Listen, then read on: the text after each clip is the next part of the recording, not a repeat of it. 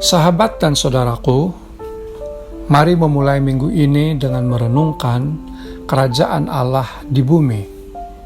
Lukas 17 ayat yang ke-21 mencatat, juga orang tidak dapat mengatakan, lihat dia ada di sini atau dia ada di sana, sebab sesungguhnya kerajaan Allah ada di antara kamu. Demikianlah firman Tuhan. Sahabat dan saudaraku, ketika orang-orang Farisi bertanya kepada Yesus, bilakah kerajaan Allah akan datang? Dia menjawab dalam Lukas 17 ayat yang ke-20 demikian. Kerajaan Allah datang tanpa tanda-tanda lahiriah. Apakah maksud Yesus menjawab demikian? Hal ini menunjukkan bahwa kerajaan Allah tidak mungkin diam di dalam orang-orang Farisi. Akan tetapi, pada saat itu kerajaan Allah ada di tengah-tengah mereka karena Tuhan Yesus sedang berdiri di antara mereka. Sahabat, keberadaan Tuhan Yesus menunjukkan kekuasaan Tuhan yang tidak terbatas. Ini berarti di mana Tuhan Yesus berada, disitulah kerajaan Allah itu berada.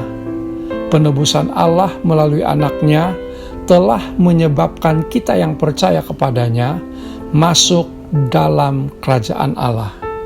Alkitab berkata dalam Wahyu 1 ayat yang ke-5b sampai ayat yang ke-6, bagi Dia yang mengasihi kita dan yang telah melepaskan kita dari dosa kita oleh darah-Nya, dan yang telah membuat kita menjadi satu kerajaan, menjadi imam-imam bagi Allah Bapanya. Bagi Dialah kemuliaan dan kuasa sampai selama-lamanya. Amin.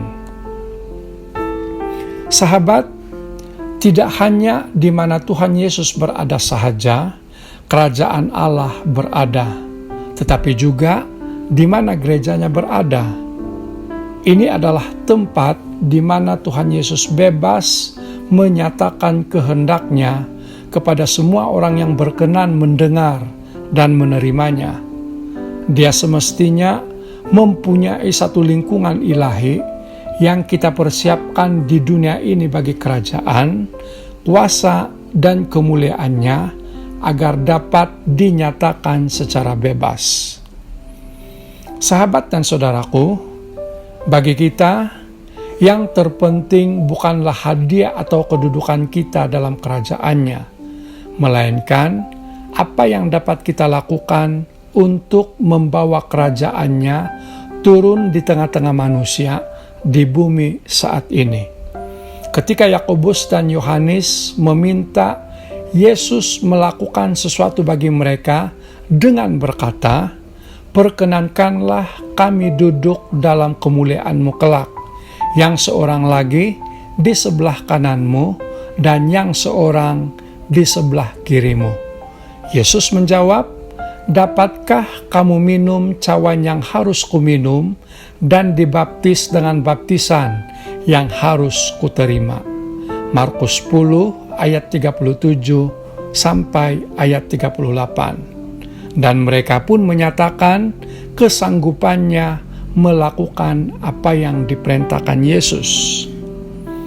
Sahabat, jika kita setia mengerjakan amanat agung Tuhan dan dapat menjadi kesaksian bagi dunia ini melalui setiap bidang pekerjaan yang kita ceburi, maka secara tidak langsung upah dari Tuhan akan menjadi bahagian kita.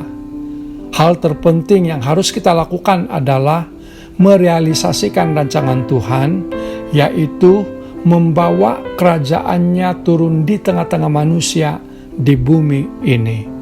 Kiranya diberkati, selamat memulai minggu ini, selamat bekerja, selamat beraktiviti, jaga kesehatan, jaga keselamatan diri dan keluarga, serta tetaplah bersemangat.